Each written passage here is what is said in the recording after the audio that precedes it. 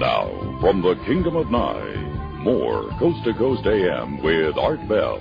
Here again is Art. Anyway, so then they take you from Groom Lake, the main facility, and incidentally, Bob, up on my website I've got a picture, a pretty good one, the best one I've ever seen, of the Groom Lake facility, and it shows what appears to be three large hangars, with the one in the center perhaps being the largest. Is that your recollection? Three large hangars. Yeah, three big hangars. There are a lot of other attendant buildings, but three rather large hangars. I don't recall there being three, obviously large hangars on the approach in from Las Vegas, that stood out that much above everything else. Okay. I recall a huge satellite dish, but for the most part, most of the time I was going there at night and certainly didn't have a run of the place. All I did was get to go in. One time I got to go to the cafeteria, but other than that, it was merely a stop. Toward S4. Yeah, toward S4, but, I don't recall there being three large hangars, really, that stood out more than anything else. Did you ever see anything unusual at all at Groom Lake? The thing I did see that was unusual was some sort of advanced rocket or jet plane. People have called it Aurora. I don't know if it was Aurora or if it even exists. But John Andrews from the Tester Corporation and a few other aviation buffs kind of interviewed me more or less about that. It was something along the lines of an X-15 shaped type of craft. Now, we were driving away from this as it was taxiing, but it was a horrendously loud tearing sound that the engines made. And I think my original description was that it made it sound like the air was tearing, and that's the best description I could give to it. Now, I certainly have heard about the new generation of scramjet engines that have supersonic airflow inside that burn liquid methane and so on and so forth. Whether that was these, I don't know. But I did get a look up the exhaust as we were turning, and it was they were rectangular exhausts with some sort of vanes inside. That's all the information I can give, and what it was, I don't know. But that was the strangest thing I ever saw. Do you recall the general shape of the aircraft? Was it close to what we would call a lifting body? No, well, even though the X-15 was a lifting body, it was not a lifting body like you'd see on an F-16 or something, where there'd be a lot more wing incorporated into the body. It was more along the lines of a long, slender body, maybe a cross between an F-104 and an X-15 for those people that are familiar with those planes. Very short, stubby wings, which translates to me, high speed of rotation, high flight speed, and things like that. But again, I didn't get a very good look at it, and I don't know. It could have been anything, a scientific research vehicle or anything. I'm certainly not claiming that was Aurora.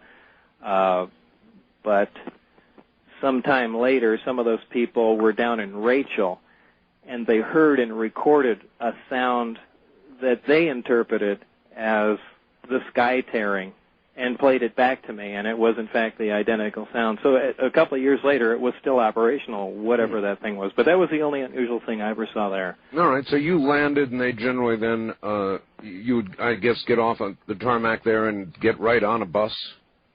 Yeah. Well, straight across from where the plane parked, head end, straight across from there in kind of a large parking area was the security building, and that's where we picked up the bus and went south. The first time I did go in, and it was an extensive little get-together with the security people there, and signed all kinds of strange forms. Were there a lot of people on the bus? No, not going down to S4. Generally, the person that accompanied me all the time was Dennis Mariani, who was my supervisor at that time. Okay. And so then they had you sign all kinds of forms. What kind of forms? Well, everything from virtually signing away my constitutional rights. So should anything go wrong as far as me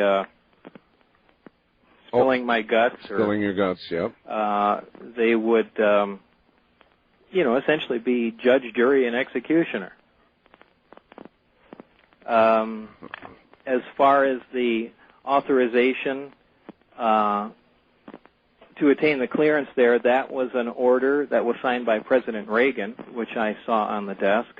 I'm trying to remember some of the other paperwork. Beforehand, I gave permission to have my phone lines monitored. Boy. And can you remember any of the wording? I mean, you said you signed something that would allow them, if you blabbed, to be judge, jury, and well, I had signed something like that. I mean, that may be a slight exaggeration of how the wording was, but certainly I signed, I'm trying to remember what it was, like a 10-10 agreement. If you've heard that before, I don't remember the exact title of the document, but, it says if you violate, national security secrets, it's 10 years in jail and a $10,000 fine. Does that sound familiar to you? It does. Heard that before. It does. I've signed something like that before, but this is certainly far above and beyond that, which was kind of shocking, actually. But at the time, you pretty much just blow it off and say all this means is that I'm going to be involved in something, extremely interesting, and sure. It's great. So what? I have no intention of violating any rules or causing any problems. So there's no sweat. No, I understand. I mean, by that time you're probably tantalized, thinking this. Oh, really? I was, this certainly is pumped up. Going to be real fun. Exactly. All right.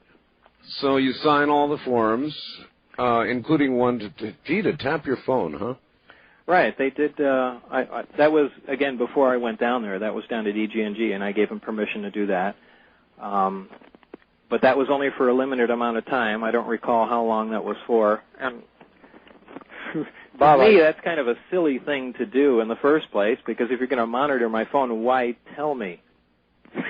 It kind of defeats the purpose. Maybe because otherwise they have to go through some sort of legal procedure and get some sort of court something or another. So maybe but you would think in the interest of national security they could circumvent all that, but...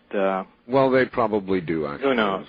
when they need to. I had actually doubted that they were actually doing that.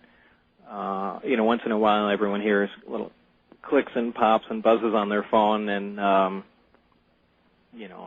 really didn't think that was it. And, my view is a good tap is one you never hear. Well, this is my point exactly. Sometime later, I guess we'll get into that. But when things turned sour, actually before they did, they had come to my house 30 minutes after I got off the phone with Gene one day